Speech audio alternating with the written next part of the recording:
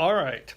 This is for Robert Zee, thread question number 4, because no one ever answers this shit, or so he says. Now, I just said a bad word. Robert, I don't swear, and you made me swear. Gosh darn your hide. But he had a great question. Well, okay, the other 3 were great. I think I actually answered one too. So there you go. I have answered you. I'm at a hotel in Dayton, Ohio, but I thought this was such an important question I didn't even wait till I get home. So here it is. Robert asks, do you have a process when you get new stuff in your collection, and what is that process? So, Robert, I really don't. I guess maybe I have a little process. So where my chair's at, the new records go on the left-hand side, on the floor next to the left-hand side, right next to a little table. I take the album. I look at the dead wax first. I go into Discogs. I put the album into Discogs. That. From there, I go on my right-hand side. I have a card catalog. This card catalog actually I got from the library, and I have index cards. White is for rock. Blue is for blues. Also, I have jazz. Green is classical. Pink's easy listening. Orange is soul. So on and so on. So I take it and I enter the item into my index card on my card catalog. Now, everything has a date, right? When was this produced? And I want the original date. I have a sheet of paper.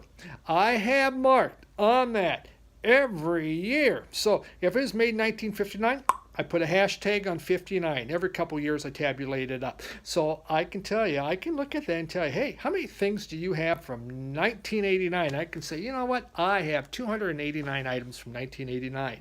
Is there a reason for that? No. Has anybody ever asked me? No. Why do I do it?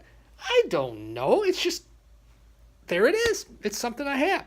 So now I take that album, and I put it on the left-hand side until I get them all done.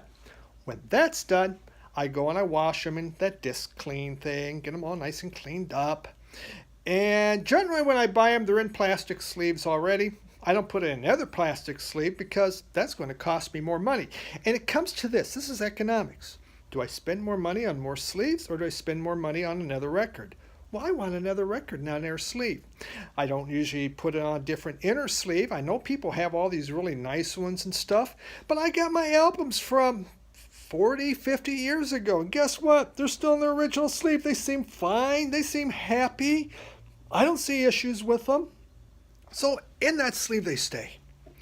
Once I have that all done, I take them and I have a pole in my basement. I have a wooden thing. I lay them up against this. That's my ready to play pile. As I play them, they go to the other side of that.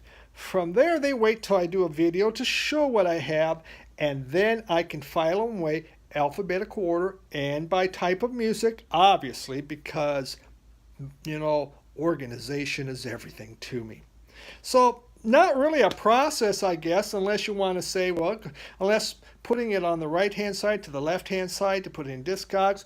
Oh, I forgot one step.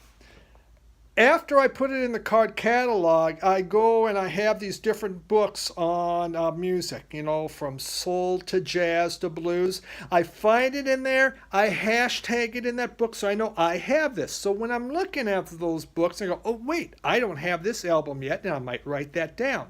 That's just a little extra step that I have, but it helps me when I'm out there before I go out and decide, what do I want to go buy? And I really like reading those books. So there you go, Robert Z. That is my answer to your question number 4. Don't say I don't care.